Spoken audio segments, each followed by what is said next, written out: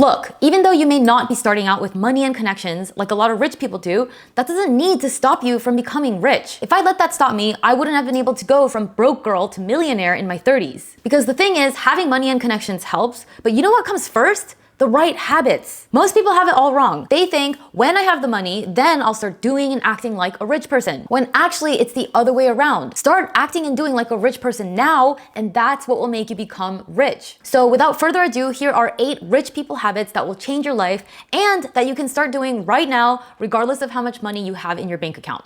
So rich people habit number 1 is to buy status symbols with money that you actually have. And even better yet, buy it with money that is being passively thrown off by your assets and investments. How many people have you seen driving around with a $50,000, $70,000, $80,000 car that they bought on credit, and they don't even own their own house, and they have a bunch of other student loans, and their car note is like 50% of their income? Sadly, this is so common because when you look at rich people, they've got all the nice cars, the status symbols, and you think, oh, because they have that, if I also have that, that will make me feel and be rich. When in reality, rich people actually buy assets, and those assets make so much money for them that with that money that their assets are passively generating for them, they are able to go buy the toys, the private jets, the BMWs, and the nice things. Rich people have so much money that even just the interest being thrown off by the money that they have sitting around is enough to buy and pay for most of the things that they enjoy. So to embody rich people habit number 1, what you want to focus on is buying assets. Put your income towards acquiring assets such as stocks, bonds, real estate, things that will make money on your money. And then with the money that gets generated from that money, that's what you take to then buy the status symbols. Most people get this all wrong. They cut straight from the income straight to the status symbols, when in reality, it's much better and more sustainable and will make you richer in the long run to first put that money into assets, delay a little bit of that short-term gratification for that bigger payoff down the road when you can actually afford that super nice brand new car and you pay for it in cash. I guarantee you, rich people did not get there by buying assets with money that they didn't have. They didn't borrow money to buy all their toys. They first went out, earned the money, put that money to work, and then they bought the toys. Okay, rich people habit number 2, this might surprise you, is to prioritize sleep. I used to think the harder you work, you'll sleep when you're dead, you gotta hustle, hustle, hustle. And you think that rich people, they got there somehow by just working themselves to the bone and making a ton of money that way. But that's actually unsustainable. Life is a marathon, not a sprint. And there is nothing more important to your health than prioritizing your sleep. Of course, there's eating healthy and all that, but that's a given. But sleep is one of those things that gets overlooked in today's modern busy times when we're busy binging on Netflix and we're just running around, and the first thing to go usually is our sleep. Studies show that people who get less sleep actually earn less than people who get enough sleep. And collectively, sleep deprivation in the United States is estimated to cost around $411 billion due to lower productivity. So all that being said, you need to get sleep in order to perform. High performance and sleep go hand in hand, and if you don't perform at a high level, you also can't earn at a high level. I used to not always be like this, but ever since I started prioritizing sleep and my overall wellness, I definitely started to see a difference in my performance in business and in my earning potential. Some tips to prioritize your sleep. The first and easiest thing to do is 2 hours before bedtime, turn off all your screens. Like, don't check your phone anymore. Put your phone in a drawer, close your laptop, stop watching TV, and instead maybe read a book. And if you absolutely need to look at screens right up till bedtime, then at the very least wear red glasses like this one that block the blue light. Because listen, studies show that blue light exposure before bed actually affects your ability to get deep REM sleep. And REM sleep is a type of sleep that you get deep in the middle of the night that actually improves your brain's performance the next day. All right, rich people habit number 3 is to set goals and execute them. Get into the habit of always having at least one goal that you are working towards and actively executing on. I actually have a whole nother video on how to set goals and achieve them where I'm gonna go into a lot more depth, but basically what you wanna do is first do a brain dump of all of your goals, and you can set a pace. You could do this once a year. I think once every 6 months is a really good pace, but every so often, sit down and do a brain dump of everything you want to make happen in your life and choose 1 to 3 goals, no more than that, to focus on. I truly think you can't meaningfully pursue more than 3 big goals at a time. So 1 to 3 is the absolute maximum. And when you're phrasing the goals, it's really important to make it specific and measurable.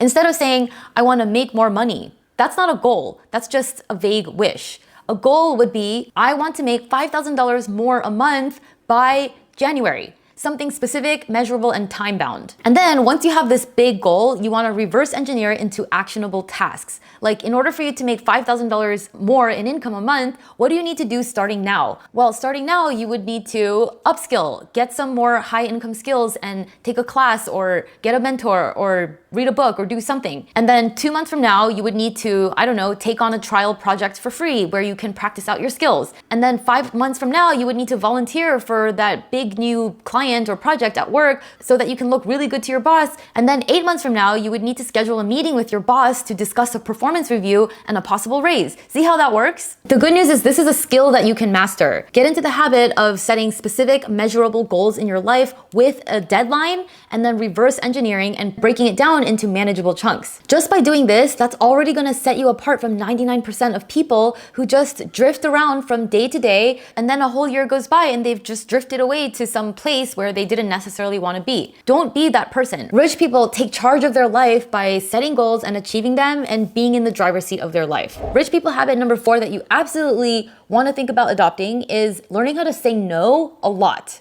If you suffer from FOMO and you end up saying yes to a lot of things, then welcome to the club. I know the easiest thing in the world to do is just to say yes and be a people pleaser. And I'm speaking from personal experience here. Again, this is something that was very, very counterintuitive for me as a recovering people pleaser. Rich people realize that the most limited resource in life is not money, it's actually time. You can always make more money, but you cannot ever get a single hour of your life back. So everything that you say yes to is actually a no to other things that might be more important to you. So start thinking of every yes as something with really high stakes. And the stakes are high. It's your time, which is your life. If you say yes to something that will take away time from something else that you could be doing that would be more important to you. So have you ever found yourself in a position where you've accidentally said yes to way too many things and all of a sudden you find yourself being stretched in a million directions? That's a very good sign that you need to learn how to say no more often. Not only will this help you stay a lot more sane, but it's also going to make you a lot more effective and successful in everything you do. Think of the analogy of a water sprinkler. A water sprinkler is saying yes to everything and just sprinkling their efforts all over the place, but not really making a difference on any one patch of grass. On the other hand, think of a fire hose.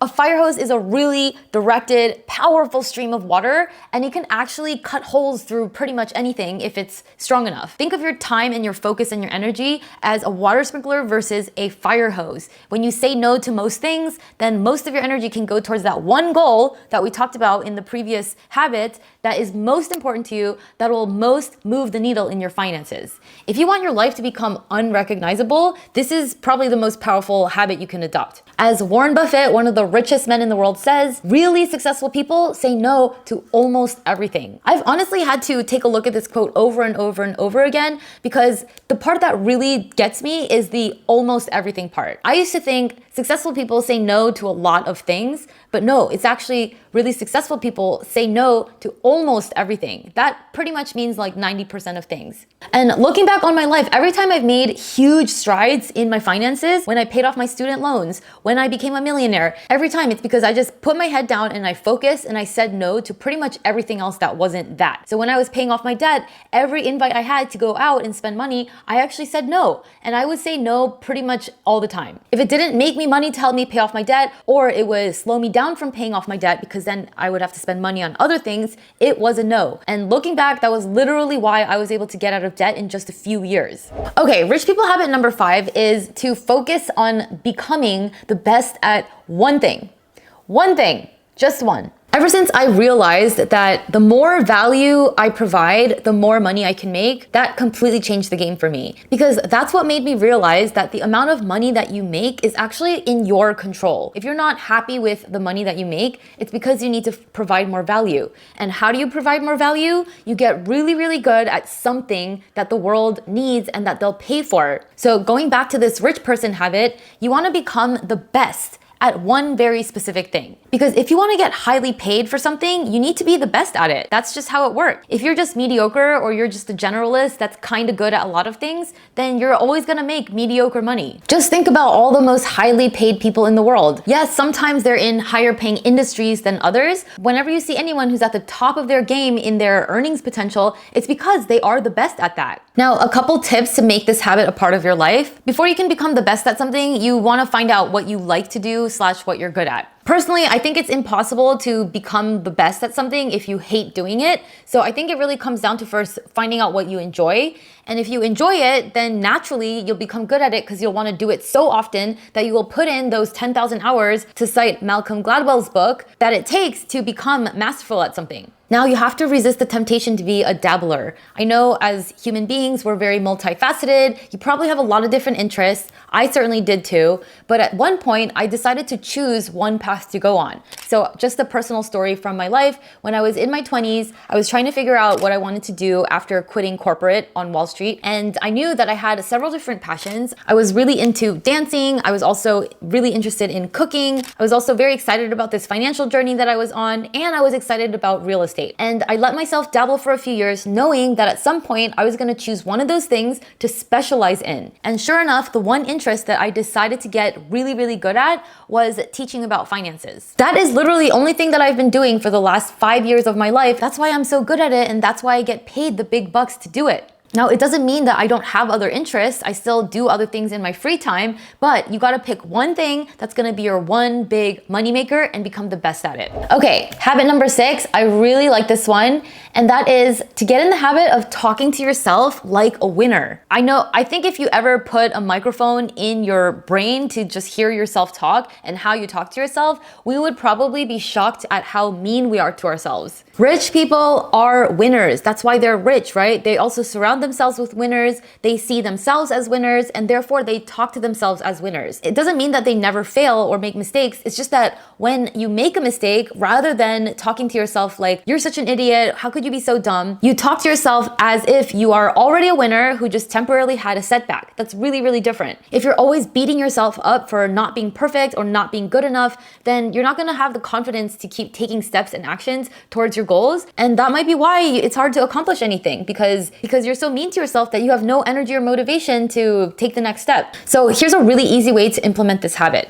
Every day, after you've done all of your things, take a minute, just a minute, to reflect on what is a win for the day that you could celebrate, as well as what is a lesson that you can take with you the next day. So for example, if you spent the whole day, writing a book, that's actually something I'm working on, then instead of wrapping up the day just focused on all the stuff that you didn't finish and everything that you have still left to do and beating yourself up over not writing or being productive enough, instead you could focus on the fact that you got 2 chapters done in one day, or the fact that you were able to write 300 words that you're really proud of. And then as a lesson, if you notice that you were distracted and on your phone a little too often, instead of beating yourself up over it, you could just turn that into a lesson and say, hey, tomorrow that means I'm gonna actually put my phone in the other room so that I can be more productive. A lot of times you see financially successful people walking around and you think it's because of all these external things that they did, but what you don't see is everything that's going on inside and the way they're talking to themselves. When you cultivate this culture of positive self-talk, you'll have the strength to fail forward, face any challenges that come your way, and keep taking actions towards your goals.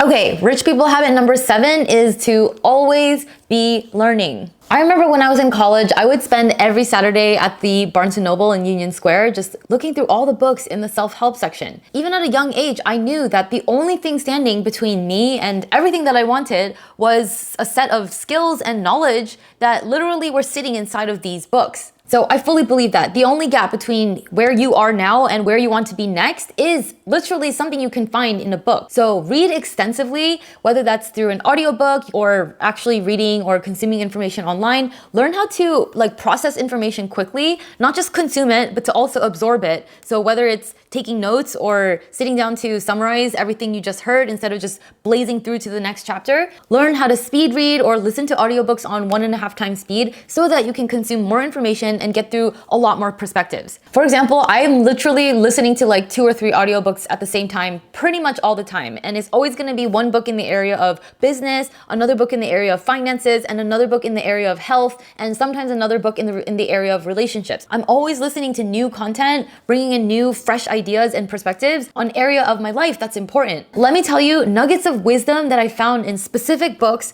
at specific points in my journey absolutely changed my life. My life would have gone in one direction if I hadn't read the book, but instead it went in this direction and it was so much better. So constantly be learning, get a lot of new inputs into your brain, because unless you're putting in something new, you're not gonna get anything new out of it. Nothing's gonna change if nothing changes. And finally, rich person habit number 8 is to get into the right rooms. Rich people know that even if you're kind of mediocre, not that smart or talented, if you're just around smart and talented people, you're kind of just naturally gonna also be successful, honestly, without even trying that hard. Now, being around the right people first starts with not having the wrong people around you in the first place. It all starts there. So cutting out toxic people, people who are frankly losers and just bring your energy down because they're always naysaying and complaining rather than doing anything about their lives, you gotta cut those people out. Like, life is short. We don't have time for people like that. And then once you've cut all the negativity out of your life, now you wanna go find positive people to hang out around. People who bring you up instead of down.